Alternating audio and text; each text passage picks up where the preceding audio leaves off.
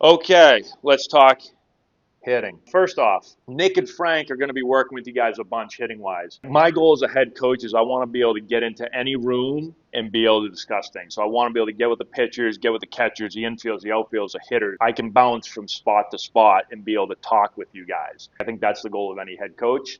With that being said, obviously I was a hitter. If I have a specialty, I am more special on the hitting side. So I'll be working with the hitters a lot, but I'll be working with the pitchers. I'll be working with everybody. We are all on the same page when it comes to all of this stuff, so keep that in mind. First thing I want to do is talk about 3 things that we feel are very important that we're going to work on all fall and all spring, but we're really going to get into it in the fall. Our offensive developmental plan is tailored to give each player the best opportunity to improve their skill set and ability to maximize their play on the field. 3 criteria. First one is bat speed. Increase bat speed. Pretty simple. What is bat speed? How fast the bat is moving in miles an hour at contact with the ball. The blast motion that we give all of our hitters, that's going to read every time you take a swing. We're going to know what your bat speed is. Bat speed is the biggest contributor to exit velocity. So the faster we swing the bat, the harder we can hit the ball. It's not the only part of the equation, but it is the biggest contributor to the equation. 1 mile an hour of bat speed equals 1.2 miles an hour of exit speed, which equals about 6 to 7 feet of ball flight. So if you can swing the bat 1 mile an hour harder, you can hit the ball 6 or 7 feet further. So yes, that helps us with doubles and homers, but it also helps us with singles hitting the ball through the infield quicker. So if we can literally get you guys to gain a couple of miles an hour, we can swing 3 miles an hour faster, you can hit the ball 20 to 21 feet further. Right? That's a huge amount. So every mile an hour bat speed matters. Higher exit velocity is pretty easy. It equals higher likelihood of positive things happening to us as hitters. How do we increase bat speed? Build a bigger engine. How do we build a bigger engine?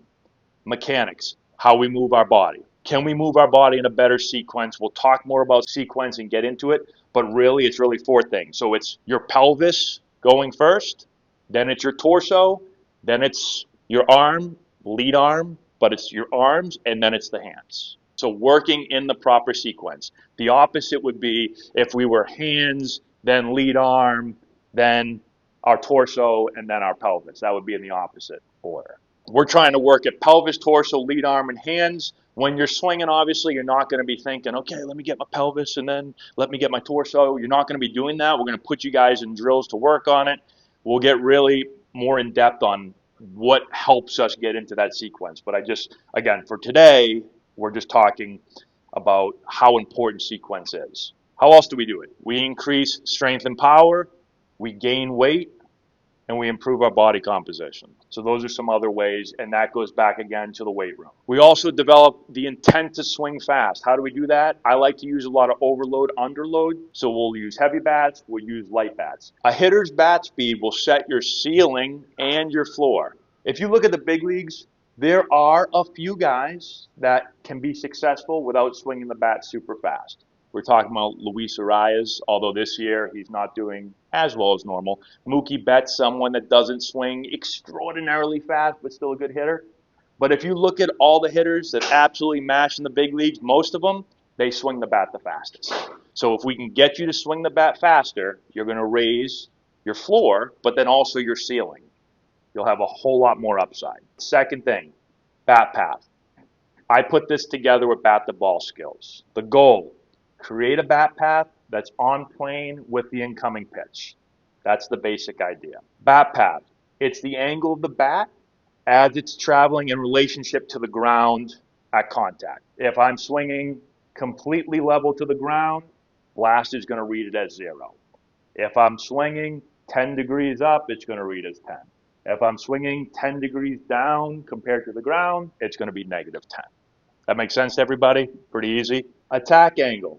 It's an accurate predictor of launch angle on your hits. So if you have a poor bat path, for instance, without getting too complicated, if you're really steep or really down through the hitting zone, you are going to hit a lot of high pop-ups to the infield, so your launch angle is going to be like this, or you're going to smother a lot of balls straight into the ground.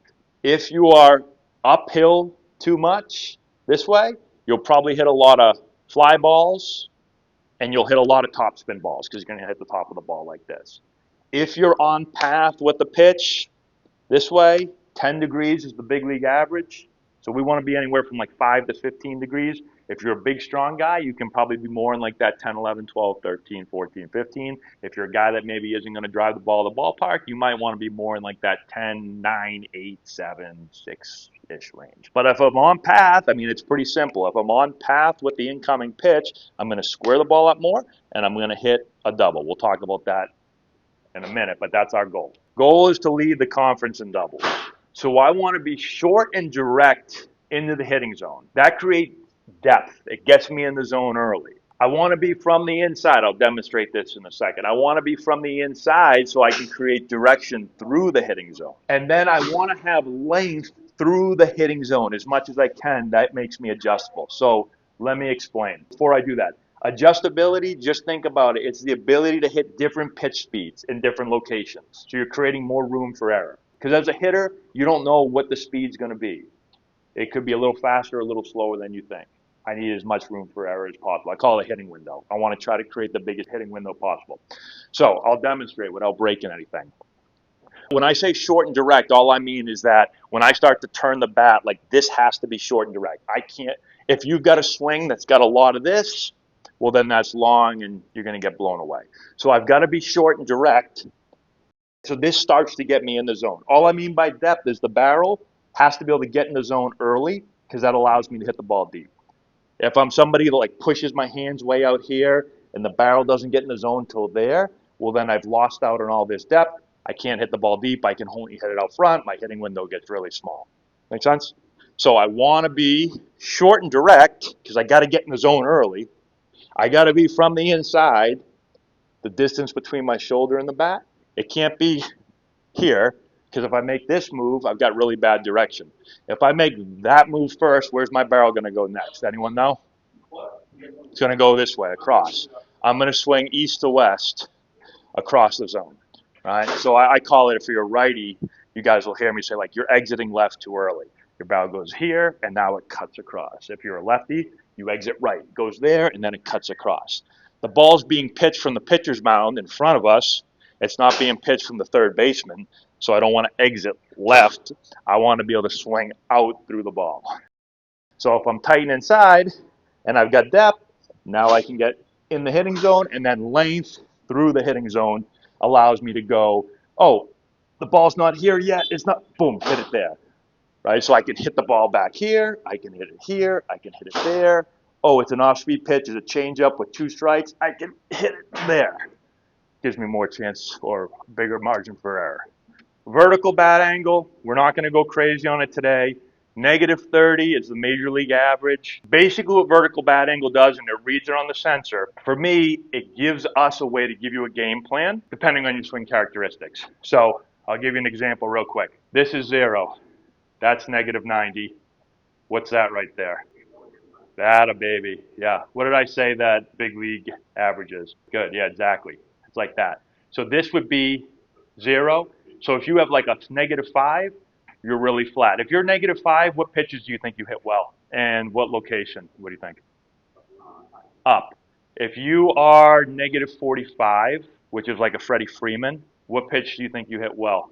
Probably low, yeah, something down.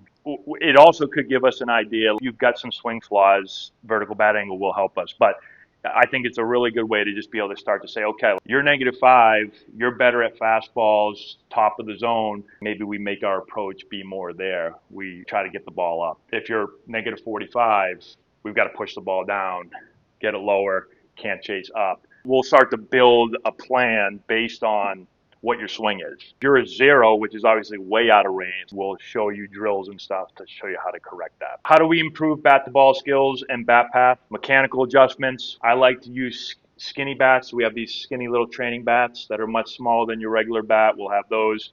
We increase the difficulty of the drill. We mix BP. We make it challenging on you. Last part of it, swing decisions. The goal, swing at good pitches that we can drive and take pitches that we can't. Pretty simple. What contributes to making good swing decisions is a lot of things. The approach and plan at the plate, which we'll talk about not today. Pitch recognition, we'll do a lot of drills for that. Understanding the strike zone and having zone awareness, your mentality at the plate, which we'll talk about, and then mechanics. And we'll work on all these areas in practice. If you swing at bad pitches, you're going to get exposed as a hitter. So we all know that. It's really important.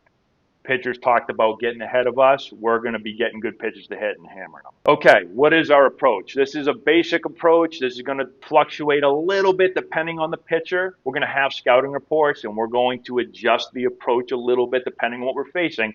But this is like a stock approach. Hammer fastballs in the heart of the plate, which is the middle chunk of the plate, where you can do damage to the big part of the field, left center field, the right center field gap. That's a stock approach that works against a lot of pitchers, and we'll fine-tune it from there. We're in a yes, yes, no mentality, so the take is the decision. We're already saying we're hitting, and then the ball stops us. We're not in neutral and going, oh, that's a good pitch, go. No, it's like, yes, I'm anticipating my pitch. I'm yes, yes, yes, and the ball tells me no. Yes, yes, yes, boom, ball was there, I smashed it. Yes, yes, yes, nope, I didn't want that one. So the ball stops me. I'm on go, and then the ball tells me to stop. We're on the offensive. Nick said that the pitchers are on the offensive. That's cool, but we're going to be on the offensive as hitters. The game comes down to who's on the offensive more. Is it them, is it pitchers, or is it hitters? So our pitchers are putting their hitters on the defensive, and our hitters are putting their pitchers on the defensive. How do we train swing decisions? We make it important. We talk about it. We increase the difficulty. We don't just do a lot of easy flips and easy BP. We'll do some of that, but we don't do all that because that's not really challenging you. We're giving location feedback. So we're going to have a hitter always behind the turtle. You're going to call out where the pitch was. Was it a good pitch? Was it not? Should we have swung at it? Should we have not? We'll have a system for all that we'll talk about later. Approach and mental part of the game. Nick said this for pitchers, same thing for hitters. We don't rely on results for confidence. We're more process oriented. So you got 3 objectives every at bat. Get a good pitch to hit in the heart of the plate. We already talked about that. Be on time to get in position to get your A swing off. All I mean by A swing is your best swing off. And then compete your ass off. Take no pitches off. Sometimes you're not going to feel very good at the plate. Doesn't matter. You compete your ass off. You take no pitches off. It doesn't matter. Whatever you have that day, you bring 100% of whatever you have that day. Get a good pitch to hit. Be on time to get your A swing off and go compete. We want to lead the conference in doubles. I mentioned that already. We're trying to hit long line drives with some power. So you're going to get what you go for. If you just go for singles, we're probably going to get a whole lot of singles and nothing else. If we go for home runs, we're going to get some home runs. We're going to get a whole lot of swings and misses and strikeouts too. If you go for doubles, you can get a little bit of everything. So you'll get your singles still, you'll get your doubles, and the big strong guys will miss hit a double every now and then, and you'll hit a home run. So our goal is to try to lead the conference in doubles. How do we grade our process? We already talked about grading swing decisions. So if we're in a game, we're going to have a charting. Did you swing at good pitches? Did you take the bad ones? Pretty easy. Swing at strikes, hittable pitches, heart of the plate. Did you take balls? Or did you not? And then 2, quality at-bats. Everybody does this, but I do think it's important. You measure what you treasure. We're looking for quality at-bats. Hit, hard contact, a walk, a hit by pitch, a team at-bat, so you move a runner over either by a sack or maybe you hit a ball to the right side with a man at second. You score a runner, man at third, less than 2. Infield's back, we hit a ground ball, score a run, you get a quality at-bat. Infield's in, we hit a sac fly, get the runner in, quality at-bat. And then we're doing 6+ pitch at-bat. We talked about it. If you get to a full count, that's a pretty good at-bat right there. You don't need to get to a full count and then foul the ball off. If you get to a full count, that's a pretty good job. When we practice, I like to practice in 2 ways offensively. So I break up practice into block training and then random training. So block training, all it is, low variability. It's more of a static environment. The hitter can think a little more internally. We're working on movements, on mechanics, whatever it is that day for you. Usually we'll do this in the cage. It's tee work, it's flips, it's easy work. There's something mechanically that we're working on, your bat path, something with your body, your lower half, your upper half, whatever it is, we'll usually start practice off in that manner. The negative to that is it doesn't really mimic the game. So that's when random training comes in. So after we've worked on block training, we go to random training. That mimics true game-like conditions. and adds more variables. So it's going to make you adapt and it's going to make you adjust to different pitch speeds and different locations. We're going to try to make practice harder than the game in those situations. Not always. I'm not going to put the machine on 120. I'm not going to throw BP 100 miles an hour from 6 feet away.